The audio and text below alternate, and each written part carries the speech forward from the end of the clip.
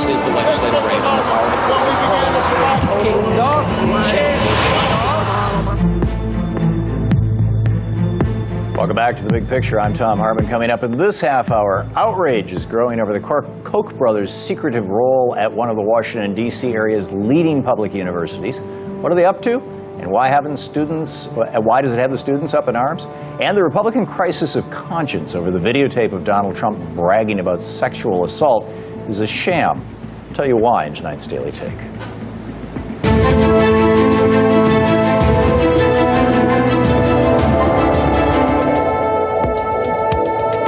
For tonight's Green Report, we head to Boston, where last month the Conservation Law Foundation made history when it filed a lawsuit in district court against fossil fuel giant ExxonMobil.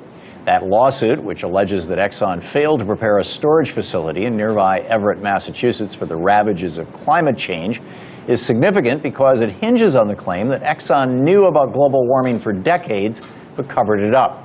It's the first lawsuit of its kind in American history and comes as multiple state attorneys general are looking into Exxon's role in promoting climate denial. This is a fight that's growing bigger by the day. And on Thursday, it grew even larger when Common Cause filed a complaint with the IRS over Exxon's relationship with the American Legislative Exchange Council, or ALEC. ALEC, of course, is the conservative corporate front group behind right to work for less and stand your ground and shoot first laws. And according to Common Cause, it's also acting as an illegal lobbying group for Exxon's climate denial activities. Joining me now for more on this lawsuit is Karen Hobert Flynn, president of Common Cause and democracy reform activist. Karen, welcome to the program. Thank you so much. Great to have you with us. Walk us through this complaint. What are you alleging and what are you asking the IRS to do specifically? So first, Common Cause first filed its whistleblower complaint back in 2012, alleging that the American Legislative Exchange Council is a corporate lobbying group masquerading as a nonprofit, a 501c3 organization. Here's the challenge of what ALEC does and what we learned about ALEC from thousands and thousands of pages of their own documents.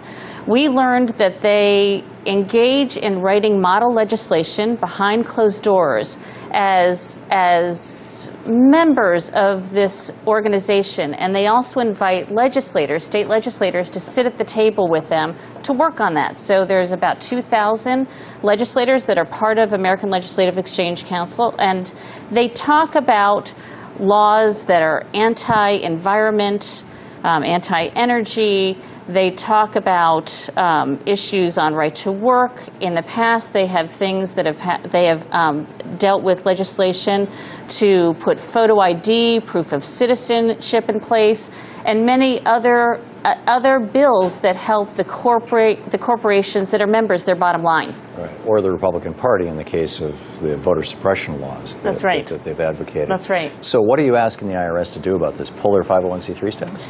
We've asked them to investigate this, pull their 501c3 status, but also make them pay the taxes that they owe, and the corporations who get tax deductions for doing this lobbying to pay for that. How far back can you reach? They've been around since the late 70s, early 80s. Actually, since 1973, and we really worked with the Center for Media and Democracy to shed light on their activities starting in 2011. So the fact is this goes back really far.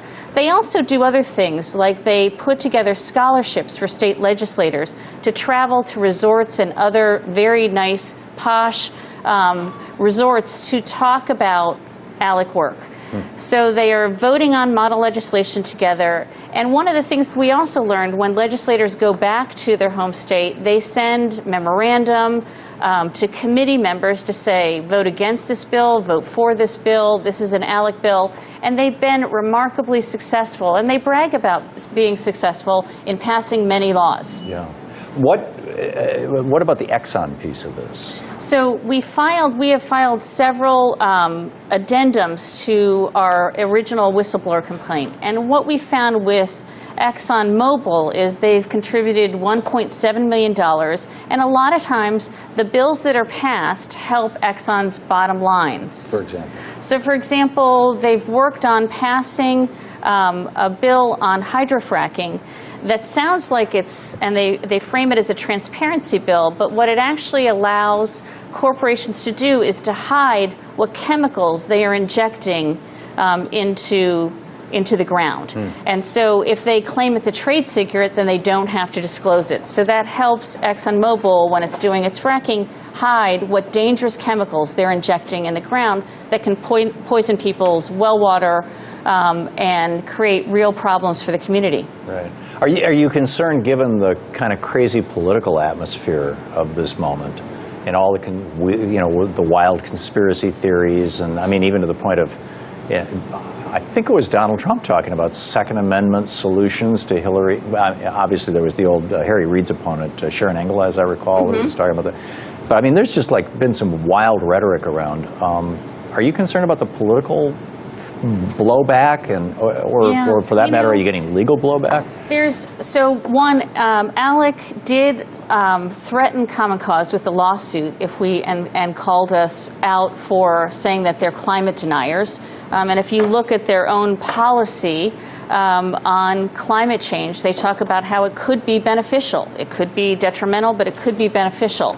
And so we do believe that they're climate deniers. And they've also threatened other groups with lawsuits, including the League of Conservation Voters. The other challenge we have is that the IRS has been under assault for the last few years. And you may notice in the press you've seen just in the last few months the Freedom Caucus talking about impeaching the commissioner of the IRS. So first, it makes it very difficult for anybody to want to work at the IRS because you're under attack. The IRS's budget has been slashed by 17% over the last couple years, so that means they have to lay off staff, that they don't have the ability to train staff the way they need to. And so all of this, I believe, is designed from keeping the IRS in doing its work, not only at looking at ALEC and the complaint that we filed, but also other shadowy groups, C4s, that are actually doing political work in violation of IRS law. Yeah. Is Exxon and our ALEC involved in that? Are there C4s involved in this, or is this just a straight look at ALEC's 501c3 status exclusively? You know, interestingly enough, ALEC has claimed that what they are doing is public education and there's no lobbying involved, which I don't know quite how they can say that, but that's what they've been saying.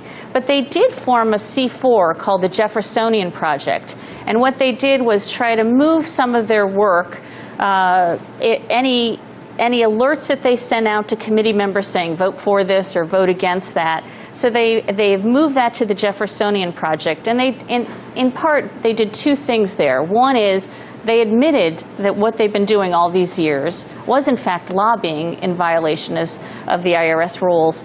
And second, even though they've moved that one portion of communication, the fact that they bring people together to work on model laws that they want to get passed, that is lobbying activity, and that they also provide these scholarships to state legislators to come together, to work together on this, also is lobbying. And it also creates really cozy relationships. So state legislators get more out of this than just working on these model laws.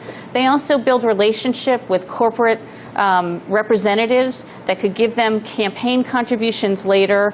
And so those are all the kinds of things that are happening behind the scenes that the public really doesn't know much about. It's sort of the old boy network on steroids, it That's seems. right. Yeah. I'm sure there's girls too. Yeah, no doubt, but Yeah. but the phrase.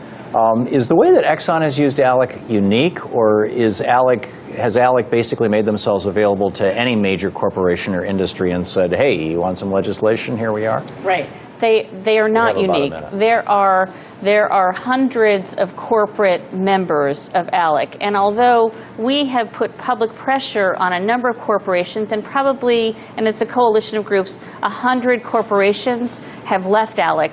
There are still many more. Koch Industries are there, UPS, Pfizer, Duke Energy, many different corporate sponsors are still involved and working on model bills that frankly help their bottom line. Do you anticipate adding any of them to your lawsuit or to your IRS it's not a lawsuit. It's a whistleblower complaint. Whistleblower complaint, right. yeah. We do plan on continuing with our coalition allies to continue to look at these corporate ties, what it is that they're investing and what they get in return. And it's interesting how many people come forward sharing information about what ALEC is up to. So we will continue because we want to raise a public profile on this, and we also want the IRS to do its job and to investigate and make these corporations pay their taxes like the rest of Americans do, and take away their 501c3 status. Got it. Karen, you're doing great work. Thanks so much for being